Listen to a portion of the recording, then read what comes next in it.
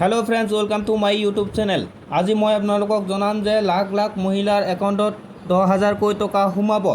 कोनসকল महिलार एकाउंटत 10,000 टका सोमाब आपनालोकर मोबाइलत এই SMS টো আহিছে নে নাই এতিয়া আপোনালোকে চেক কৰি লওক।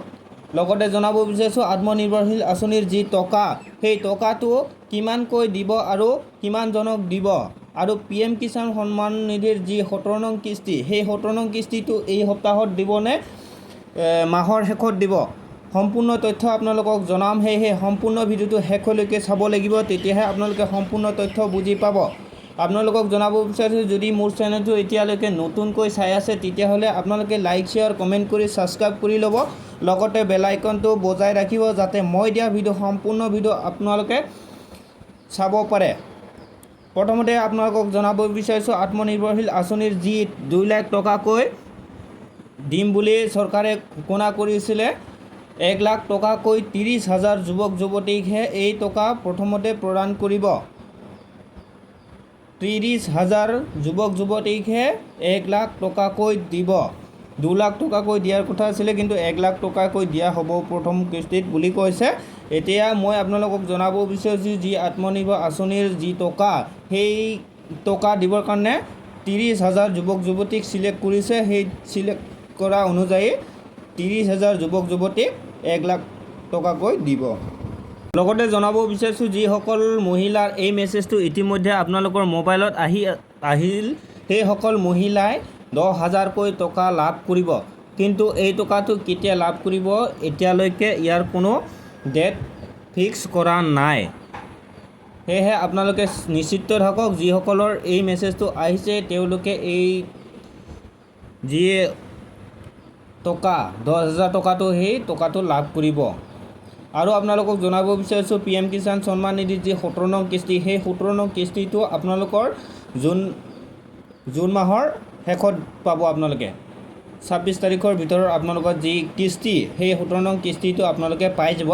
কিন্তু আপোনালোকে এই কিস্তিটো পোৱাৰ আগত আপোনালোকে এটা কাম কৰিব লাগিব।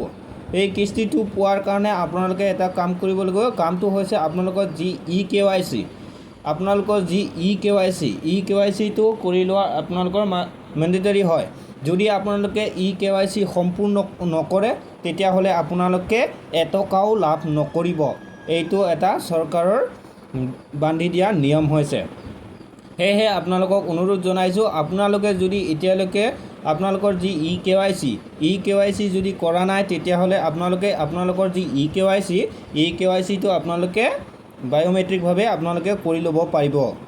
আপোনালোকে যদি আপোনালোকৰ যি EKYC কৰিবৰ কাৰণে ক'ত যাব লাগিব বুলি ভাবি আছে তেতিয়াহ'লে মই আপোনালোকক জনাই আছোঁ যে আপোনালোকে যিকোনো এটা নিয়াৰেষ্ট চেণ্টাৰত CSC চেণ্টাৰত আপোনালোকে যাই আপোনালোকৰ যি বায়'মেট্ৰিক EKYC হয় সেই EKYCটো আপোনালোকে সম্পূৰ্ণ কৰি ল'ব পাৰিব।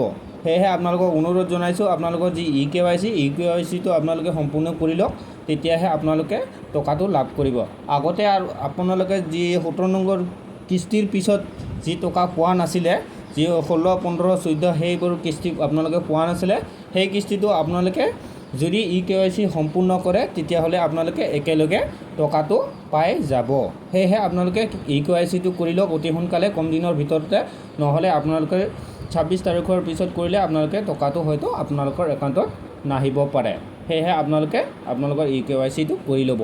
আপোনালোকৰ যি 10,000 টকা যি মহিলাসকলৰ যি 10,000 টকা সেই টকাটো আপোনালোকে অতি সোনকালে পাব। কাৰণ নতুন চৰকাৰ গঠন হোৱাৰ পিছতেই যিসকল মহিলাৰ যি 10,000 টকা সেই টকাটো দিয়াৰ সিদ্ধান্ত গ্ৰহণ কৰিছে চৰকাৰে। আৰু লগতে জনাব বিচাৰিছোঁ আত্মনিৰ্ভৰশীল আঁচনিৰ যি 30,000 যুৱক যুৱতীক 1 লাখ টকাকৈ দিব সেই টকাটো ইয়াতে চিলেকশ্যন কৰি সেই 30,000 যুৱক যুৱতীক মানে 1 লাখকৈ টকাটো দিব। 2 লাখকৈ দিয়াৰ কথা আছিলে, কিন্তু প্ৰথমতে 1 লাখ টকাকৈ দিয়াৰ সিদ্ধান্ত গ্ৰহণ কৰিছে অসম চৰকাৰে।